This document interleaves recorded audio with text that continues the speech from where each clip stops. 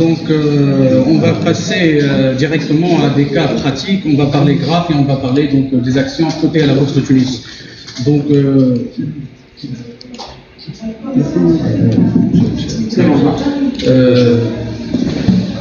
la thématique que je vais présenter, c'est donc lecture graphique de l'effet Covid-19 sur la Bourse de Tunis. Donc, je suis coach, formateur, trader sur la Bourse de Tunis et Paris depuis à peu près 10 ans. Et je suis donc fondateur du site abc-boursa.com et directeur du centre ABC Academy Traders qui est spécialisé dans la formation sur le chartisme, l'analyse graphique et technique. Voilà, donc vous trouvez sur Facebook ou bien sur Internet nos différents contacts. Alors, donc, lecture graphique de l'effet Covid-19 sur la bourse de Tunis. On va utiliser l'analyse graphique et technique. Donc, on va parler dans un premier lieu du crash boursier du Tunindex mars 2020, la volatilité et le risque en plein Covid, le phénomène de spéculation sur les petites capitalisations à la bourse de Tunis, le retour des blue chips. Même dans le pire marché baissier, il y a eu des opportunités et il y aura toujours des opportunités. Après, on va faire la conclusion. Alors, donc, le crash boursier du Tunindex mars 2020, donc je vais juste rajouter quelques éléments par rapport à ce qu'a dit M. Bilal Sahnoun. Donc, le Tunindex, début mars, donc, il était sur des sommets. Je vais vous montrer directement sur la plateforme du trading, de l'analyse graphique. Donc, il était sur des sommets vers le 1er mars, c'est dans cette zone-là. Puis, par malchance, on a eu, moi je me permets de dire que c'était le pré-catalyseur, ou bien l'événement qui a transformé la psychologie des différents intervenants sur la bourse, donc qui a impacté négativement la psychologie des traders, c'est l'attentat au lac 2. Donc c'était début mars. Donc on a commencé le marché baissier juste ici, et en parallèle il y avait donc le Covid qui surgit de la Chine, et il y a eu les torts qui s'alimentent petit à petit sur les marchés étrangers. Donc on était baissier et on a fait une jambe baissière. Si je mesure du plus haut ici vers le plus bas marqué, il était de à peu près 17%. Donc si je considère toute la jambe baissière. Donc là, il y avait la peur, il y avait la panique, il y avait des réservations à la baisse. Tout le monde vendait, les carnets d'ordre, il y avait des réservations à la baisse, et la BVNT donc a pris des décisions que personnellement j'ai eu un appel téléphonique avec Sylvia Sahnoun pour peut-être essayer de voir ce que va faire la bourse de Tunis pour freiner un peu la panique et casser cette dynamique baissière et peut-être rassurer un peu le marché. Donc ils ont modifié la fourchette de variation, ils l'ont ramené à -3, mais il y a aussi une autre décision qui a servi qui a rassuré tout le monde. C'était la purge, ou bien ce qu'on appelle le court-circuit des carnets d'ordre. Cela veut dire que chaque jour après la fin de séance, on purgeait les carnets. Il n'y avait plus d'ordre à une date fixe, c'est-à-dire avec une date de validité de 1 mois ou d'une semaine ou 3 jours, ce qui minimisait ce qu'on appelle les ordres iceberg et encore une fois les ordres fictifs qui ne sont pas vraiment réels, parce que les gestionnaires, les traders, ils mettent parfois des ordres juste pour influencer ou bien pour donner impression qu'il y a de la demande, ou pour donner impression qu'il y a de l'offre, ou bien pour freiner, pour accélérer, pour faire du trading, grosso modo. Donc ces décisions-là, ils ont rassuré un peu le marché, et le marché, donc le 18 mars, il a stoppé la panique, il a commencé petit à petit à monter. Voilà, puis on a eu encore une baisse, c'était à cause, on va dire, de la Banque centrale qui a dit aux banques, s'il vous plaît, ne distribuez pas de dividendes cette année parce que peut-être vous aurez besoin de cet argent-là pour faire face à des risques qu'on ne connaît pas encore vu la crise Covid. Donc le marché il était encore une fois baissier principalement par le secteur bancaire. Et puis petit à petit, comme pendant les autres bourses, donc on a eu une reprise progressive. On commençait à retracer la jambe baissière, cela veut dire on minimisait la perte, la chute, et ont gagné du territoire positif. Petit à petit, on montait. Là, c'est un graphe en chandelier japonais. Donc, c'est des bougies japonaises avec 4 données de open, high, low, close. Donc, l'ouverture, le plus haut de la journée, le plus bas et la clôture. Donc, c'est très pertinent pour l'analyse graphique et technique. Aujourd'hui, donc, on est toujours, donc, on est haussier à court terme grâce au mouvement de fin d'année, le rallye de fin d'année, qui est un phénomène qu'on peut remarquer sur toutes les bourses. Donc, on fait un peu maquiller les résultats des gestionnaires, des banques, des intermédiaires, des comptes CEA, les FCP, etc., etc. Voilà, on passe au deuxième point. Donc, le deuxième point, c'est la volatilité et le risque qu'on a vu en plein Covid-19. Donc, le cas de GIF, AMS, à la Bourse de Nice, entre autres.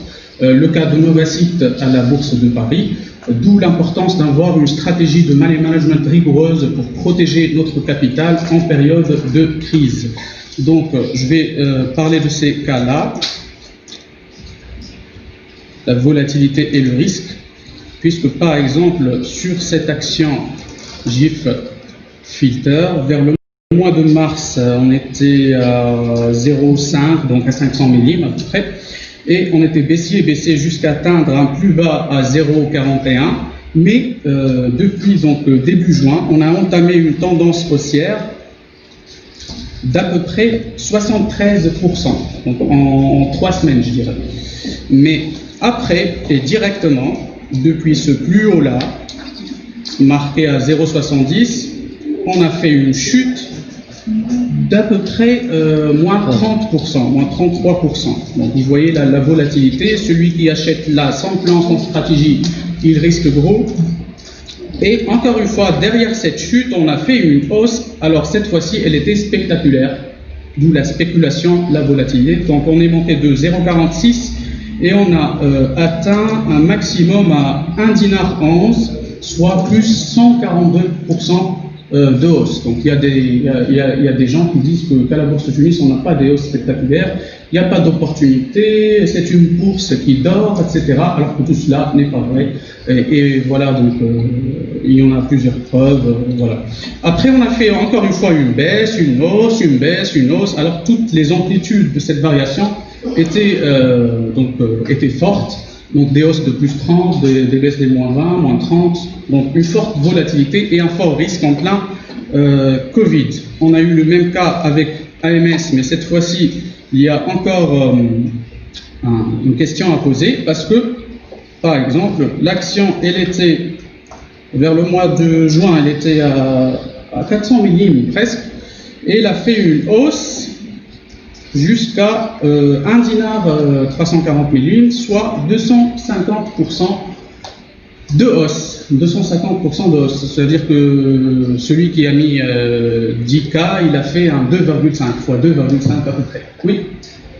Ben, juste une petite remarque.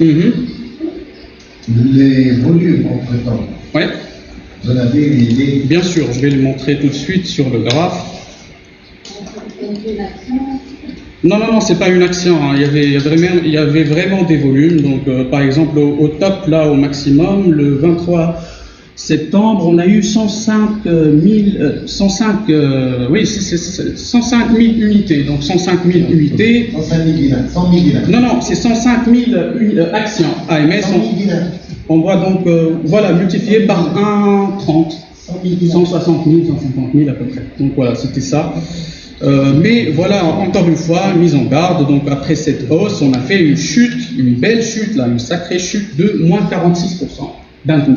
Et le volume entre-temps? Et le volume entre-temps, il a baissé fortement. Donc voilà, ces actions-là sont qualifiées de spéculatifs, penny stocks, etc. Mais ce cas particulier, ça m'intrigue encore parce que par hasard, la société AMS, durant 6 mois, en pleine crise de Covid, elle a fait un chiffre d'affaires. La société AMS, elle a fait un chiffre d'affaires de 0. C'est-à-dire pendant 6 mois, elle n'a rien vendu, elle n'a pas fait d'exploitation, et donc elle n'a rien vendu, mais il y a peut-être, on va dire, une dissonance pour le marché, une anomalie un dysfonctionnement, je sais pas. Donc c'est la psychologie de trader et on va traiter ça quand même. On aimerait bien avoir l'avis du fondamentaliste. Bon. Je ne comprends pas pourquoi une société qui était à l'arrêt, qui n'a pas vendu, qui est à l'arrêt, elle fait plus de 140%. Ouais. C'est pour ça que j'ai dit que moi, fondamentaliste, je suis, mais à l'opposé total. Bon, tant mieux pour la bourse, parce qu'on a fait du volume qui est. Mais je ne sais pas. J'ai du mal à expliquer cette tendance chartiste technique, et je pense qu'il y a un effet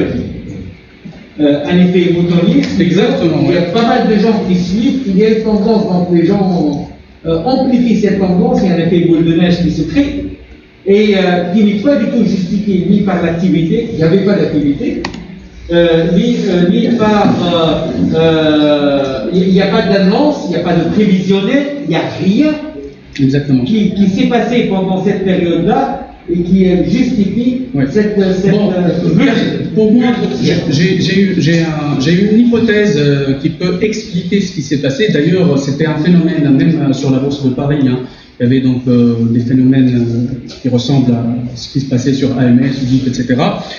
Donc moi, mon idée, mon hypothèse, c'est que après la chute des valeurs, on va dire classiques, des blue chips, les valeurs que tout le monde connaît, les valeurs en qui on a confiance, donc on a encaissé des pertes sur ces valeurs historiques.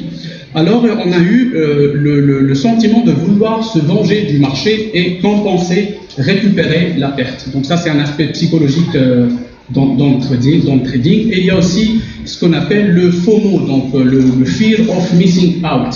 Ça veut dire quelqu'un qui, par exemple, a perdu 5000 dinars sur une action référence, il voit AMS ou GIF en train de faire des hausses spectaculaires, donc il a le FOMO, il a peur de rater le coup, et donc on va entrer dans ce qu'on appelle l'effet moutonnier, donc tout le monde est en train de suivre la vague, jusqu'à atteindre des valorisations un peu irréelles.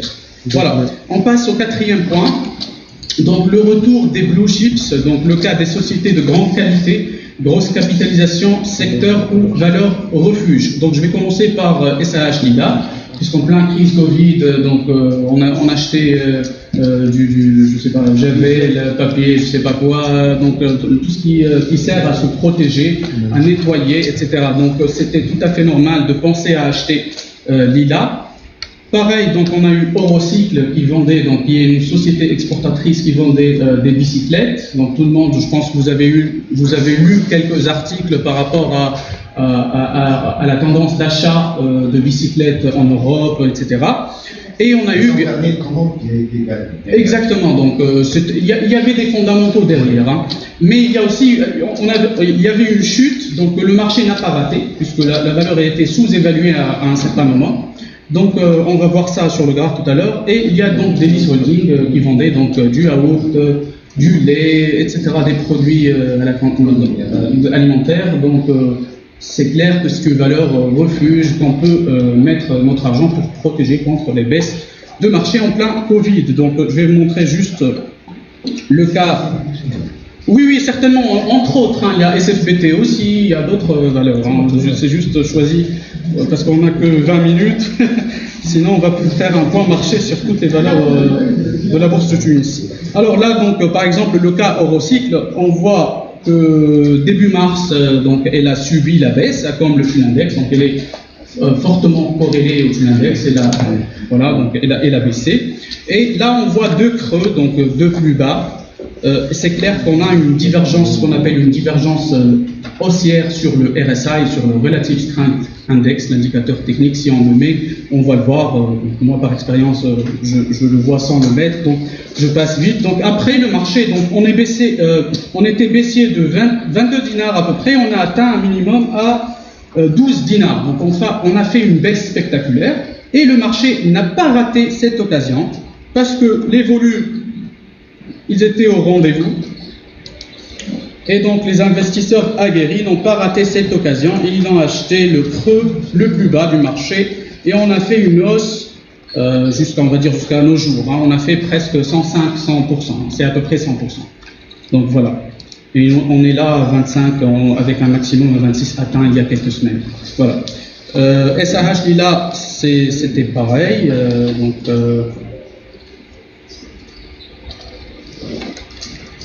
SAH Lila. Voilà. SAH Lila, donc elle était baissière comme le Tunindex, comme tout le marché, à un certain moment. Après, on a construit ce qu'on appelle une base d'accumulation qui était là. Donc, personnellement, moi j'en ai profité, hein, j'ai acheté ici sur cette base d'accumulation parce que c'était un cas classique d'analyse technique et on a renforcé juste à la cassure de ce rectangle de consolidation latérale et depuis l'action est devenue haussière jusqu'à atteindre les 13,50, 13,60 dinars à peu près. On va passer alors au point suivant. Donc on a parlé du retour des blue chips. Cinquième point, donc je dis que même dans le pire marché baissier, il y a eu des opportunités. Donc on a eu plusieurs cas, Eurocycle, SAH, Delis Holding, et récemment on a eu TPR et Siam. Par exemple, TPR et Siam, bon, c'était partagé sur notre site et sur notre page Facebook à titre éducatif. Bien sûr, on ne donne pas des recommandations d'achat ou de vente, hein.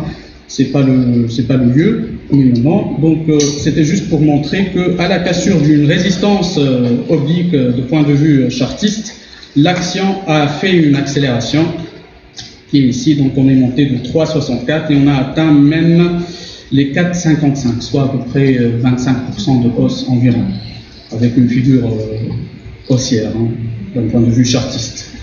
Puis on a eu Siam, c'est kiff-kiff, hein, donc une sortie d'une résistance oblique, un rectangle de consolidation latérale juste ici, sortie haussière, cassure de la résistance, accélération, et derrière on a eu donc 30% de hausse. Encore une fois, personnellement j'en ai profité puisque j'attendais cette cassure-là. On va passer au dernier point.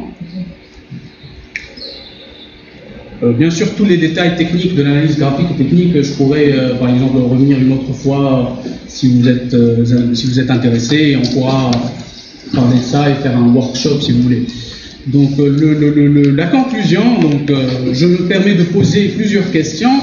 Y a-t-il des anomalies, des dissonances au sein des marchés boursiers, puisqu'il y a des actions qui ne génèrent pas de la richesse, et malgré ça, ils montent, ils font des rendements, des performances de hausse un peu surréalistes, on va dire.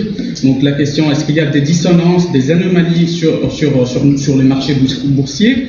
La deuxième question, l'irrationalité des marchés financiers, si je me permets de dire ce mot-là, après cette petite présentation, est-elle un phénomène peu expliqué par la théorie financière? Donc ces questions-là pourront faire sujet de débat, voilà, pour les chercheurs ou bien pour les étudiants.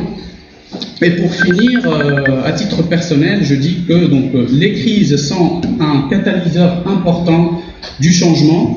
Elles forcent le trader à affronter ses pires angoisses. Nietzsche disait donc « ce qui ne nous détruit pas nous rend plus forts ». Les crises surmontées avec succès permettent aux traders de passer directement au palier supérieur et d'accélérer sensiblement son apprentissage émotionnel et renforcer sa psychologie de trading. Parce qu'en bourse aussi, tout est tributaire, tout est lié à la psychologie du trader. Si tu as peur, tu vas vendre à perte. Si tu es euphorique, tu vas acheter une action surévaluée. Etc., etc. Donc l'aspect psychologique, c'est l'aspect le plus dur à maîtriser dans l'investissement boursier et dans le métier de trader ou spéculateur sur les marchés financiers. Voilà, donc je vous remercie de m'avoir invité dans cette honorable faculté. Donc voilà, notre page Facebook, c'est ABC Academy Trader. Nous faisons des formations 100% en ligne dans le domaine de l'analyse graphique et technique. Notre site web, c'est donc abc-boursa.com et le groupe Facebook grand public, c'est abc-boursa. Donc sur ces différents éléments, vous allez trouver des analyses sur le Bitcoin, des analyses sur le marché français, des analyses sur le marché tunisien, parfois même le marché marocain. Et il y a un forum de discussion si vous avez des questions par rapport à la bourse. Et il y a des articles d'analyse graphique et technique un peu sur ces différentes plateformes. Voilà, je vous remercie. Je ne sais pas si vous avez des questions.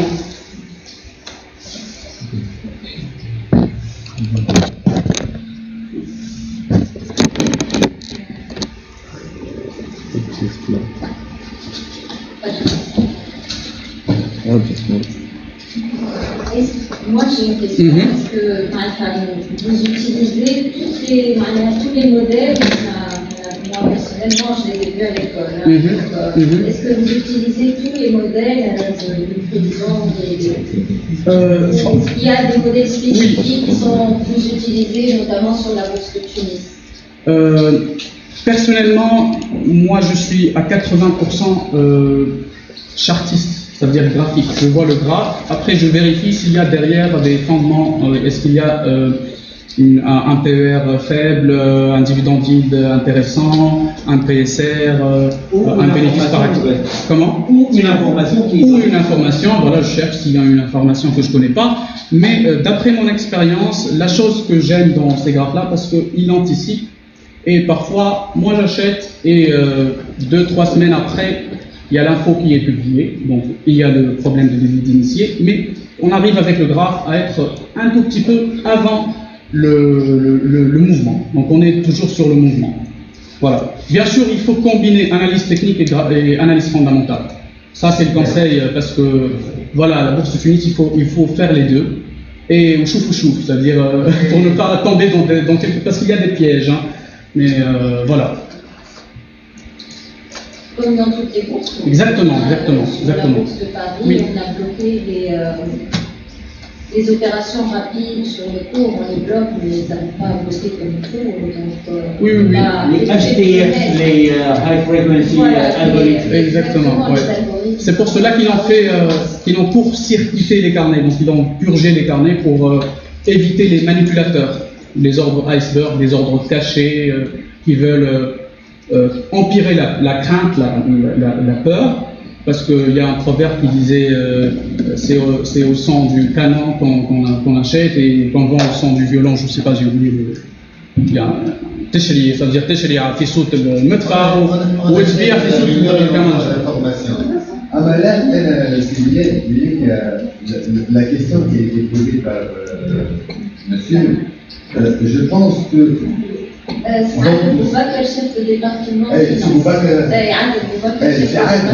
En fait, je pense que la question qui devait être posée, où est le régulateur dans tout ça? Voir une action de société qui est à l'arrêt, que son cours évolue et fait des performances et des contre-performances. C'est justement la question. Et que, oui. Non, pour rebondir à votre question. Et le régulateur, qu'est-ce qu'il fait? On ne sait pas. Donc, par rapport au régulateur, il y a un état d'esprit à l'international. Les régulateurs essayent de comprendre lorsqu'il y a un mouvement baissier. Les régulateurs s'inquiètent beaucoup moins quand il y a un mouvement haussier. Ça, c'est international. C'est très dangereux. Je suis d'accord.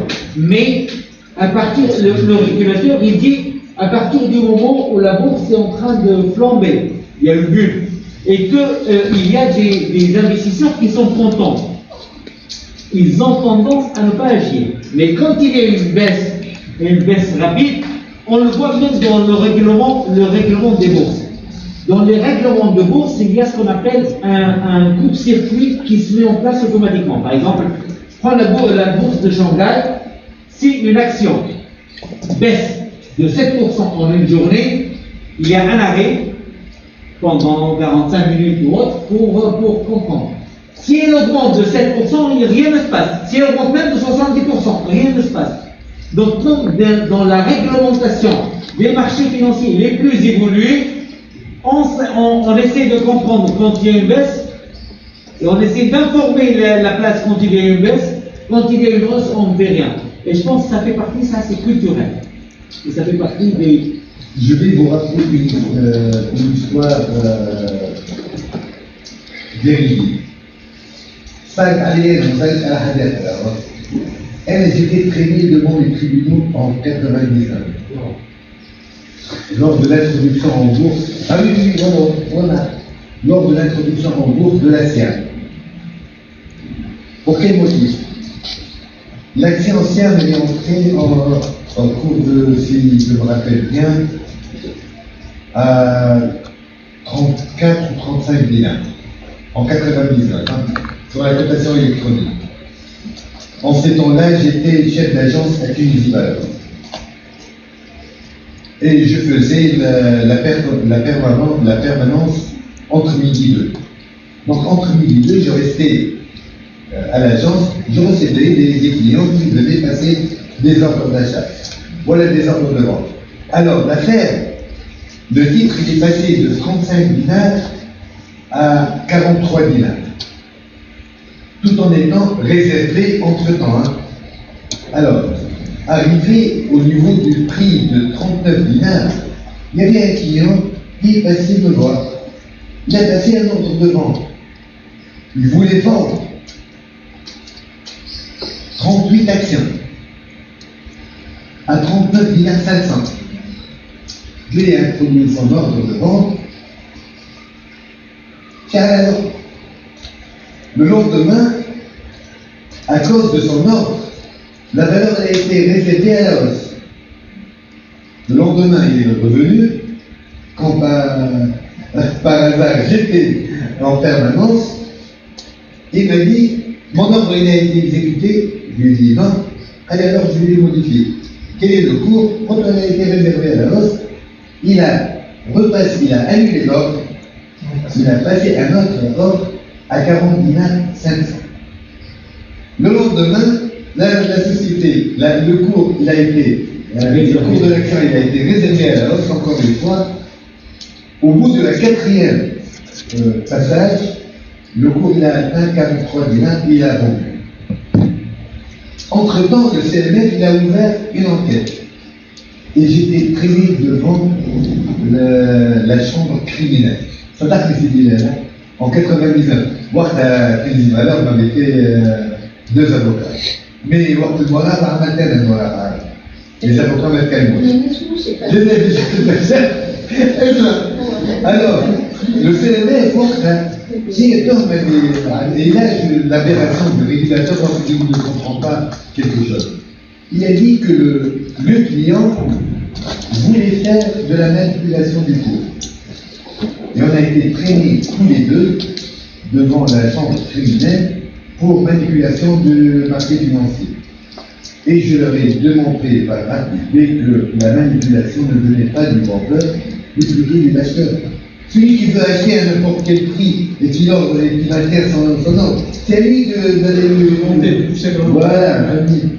Pour vous dire que lorsque le CNF ou le régulateur veut agir, il peut le faire. D'ailleurs, tous les cas que j'ai cités, il y a encore de cas.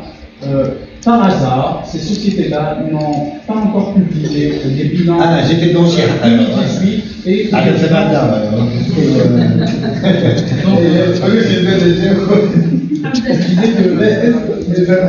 Juste finir. Donc ces sociétés-là n'ont pas publié les états financiers 2018-2019. Donc on ne connaît rien. Donc il n'y a rien d'approuvé. Alors il y a des gens qui achètent. X raisons. Oui, il y a eu beaucoup d'histoires comme ça. Au reculé, Oui, certainement. Vous êtes mettre en fonctionnement. Oui, mais elle dit qu'on peut la comprendre, c'est des anticipations sur un futur. C'est normal. C'est comme l'action Facebook. Voilà. Et comme l'action Facebook. oui, Tesla, etc. Les gens achètent un futur. La société ne vend pas. Mais quand tu n'as pas de résultats consolidés, des résultats audités par les Il a commencé à entendre. Mais là, au reculé, c'était l'inverse. C'est là où il y a une faramineuse, du coup. Voilà, pratiquement, gratuitement. Bien. Le mot de la fin, donc le mot de la fin, c'est vous remercier. Non. Désolée de vous avoir interrompu.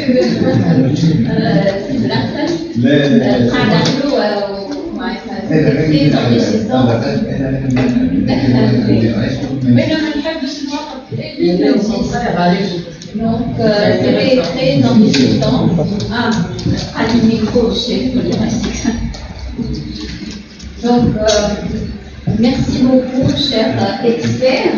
Je maintiens experts et amis les deux. Donc, pour cette conférence très intéressante, cette table ronde. Donc, يعطيكم الصحة، زيدوا نوقفكم وجيتوا بعدين. إن شاء الله نعاودوها بوكس كل عام تجينا، وإن شاء الله نقعدوا في التراديسيون نتاعنا في الكلية تاعنا. Donc, merci beaucoup. Je pense que les étudiants ont apprécié.